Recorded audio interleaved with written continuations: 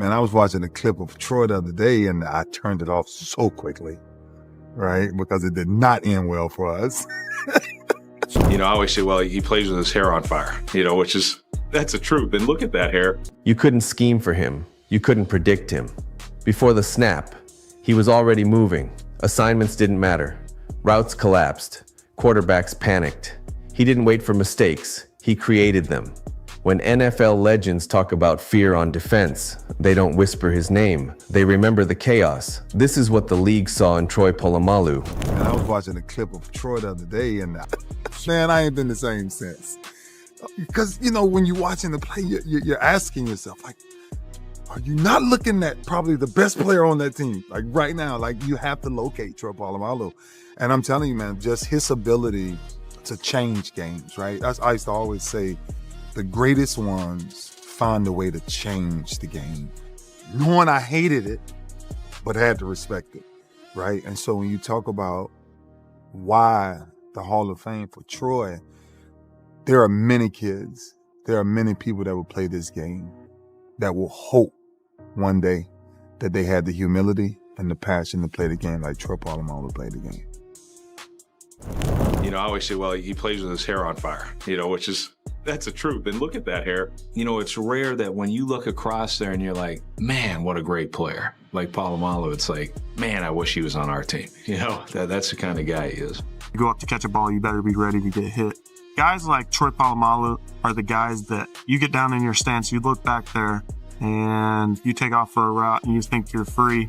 And next thing you know, they're coming out of nowhere. What I loved about him, he was a ball hawk, bro, out on the field. He was always around the ball, no matter what the situation was. He was a deep safety. And let me tell you, he was in the backfield more than he was back in his own backfield on the defensive side of the ball, making sacks, making tackles for losses. And what I really loved about him, too, just knew how to jump the snap. Yeah. Better than anyone. He time snaps. There's probably 5-6 plays of him jumping over the line of scrimmage on a 4th and 1 and grabbing the quarterback and getting a head start for the QB sneak. He was just a guy that knew the football, always around the football, blew up screens. He was played in the box always. He was tough in the run game. He was a great blitzer. I would say he's a top 3 blitzer blitzing safety of all time. Never, rarely missed a tackle. Do you think he could have played receiver because just the way that he was such a ball hawk and the ball skills that he possessed? Probably because he would have been a great slot. He knows coverage, and those guys, he's very instinctive with space in the field. He always made tough catches. Mm-hmm. It's different when the ball is coming to you. But you could read the coverage, you could change the play, but when instinct beats preparation, the advantage disappears, and that's where the damage began. Troy had the unique ability to affect the game in so many different ways. Most safeties can't affect the game in the running game. Well, Troy was just such a physical player that he was just like he was shot out of a cannon. And once he saw where the ball was going, he would beat the linebackers to the ball sometimes. I mean, he was that fast, that athletic, and he was fearless. He just had that ability to make a play. When we really needed a play to be made, Troy came up. He just did everything you could ever ask your superstar player to do and to be. Troy belongs in the Hall of Fame because he was a unique player. He was spectacular. He made play after play.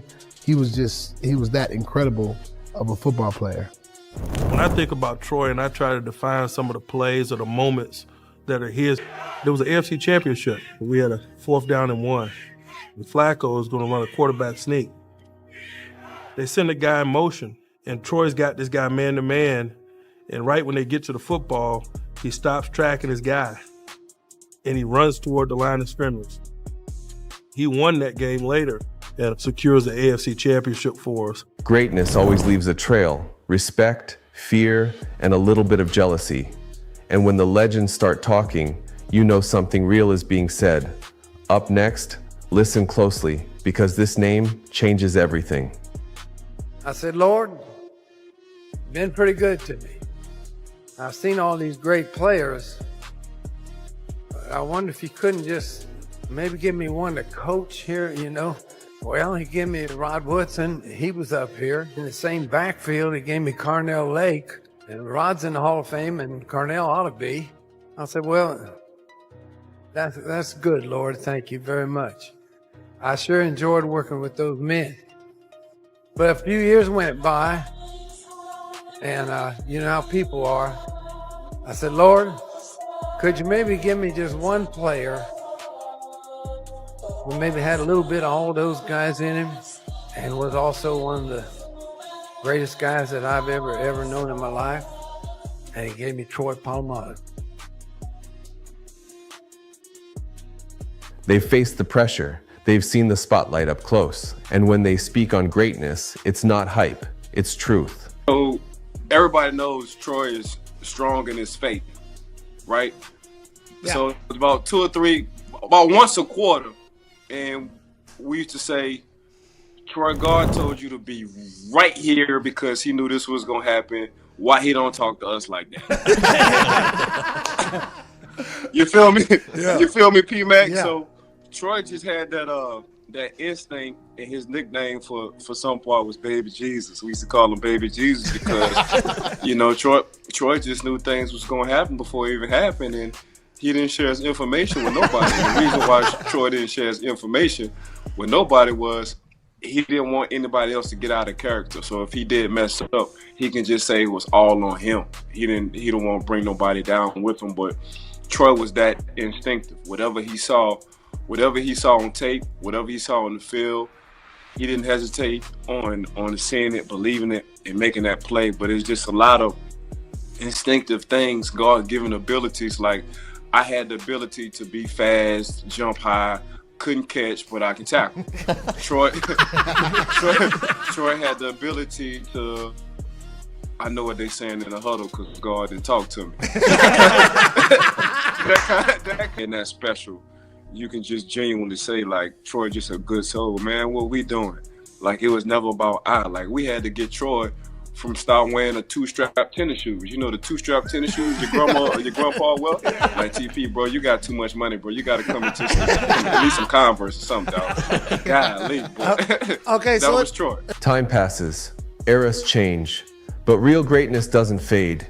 It gets louder. When legends from different generations agree, that's when you know you're witnessing something special. And then I remember the year I got sick.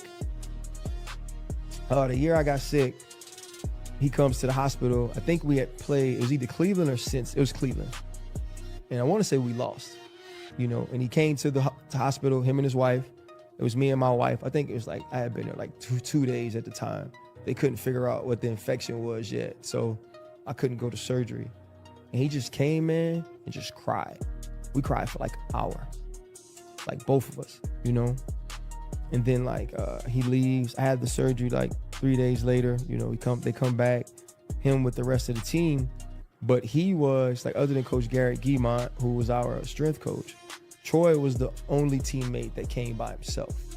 Like everybody else came in groups, you know. But that was our relationship. And then even that year when I was sick and nobody knew what was going on, he was hurt. So every morning, like on Sunday, because we played a lot of primetime games that year, we would wake up, we'd go to church, and then we go to brunch or we go to breakfast, and then we come to the stadium. Every game, our entire, from 07, well, from 08 on, I rode to the game with him. We get to the game 5 hours early. He'd go home, like at the night at the hotel, he'd go home because he didn't have kids yet. Then he had babies, like younger kids. He'd pick me up at like 7 from the hotel. I eat, he'd pick me up, we drive together. On the road, we ride with the equipment managers or take cabs. Like we just did everything together all the time. My favorite Kyle Shanahan breakdown was watching old Troy Polamalu film. Like, Dave, what coverage is this? And I was like, I don't know. And he goes, either do I. I've been watching it for 30 minutes. The single play for 30 minutes. Polamalu is supposed to have backside cover 2, and he runs through an opposite side C gap to make the play. I'm not sure he has that ability. That's completely going rogue. Like going from pass coverage to flying down, making plays. He's like, but he makes a play, so I guess he's just allowed to do this. I don't know how to coach this. And you're like, all right. He's a very good cerebral player. He makes a lot of plays because he's smart and he watches a lot of film, and you can tell. Sometimes it looks like he's cheating or he's guessing, but he's making educated guesses out there. I look at Troy and he's still probably top 3 safeties who's ever played this game. Greatness isn't just about rings, stats, or highlights. It's about the respect you earn from those who've been there. When legends speak, they're not guessing, they're reminding us. This is what real greatness looks like. If you felt this, hit like, subscribe, and share it with someone who understands the game. Because stories like this deserve to be remembered.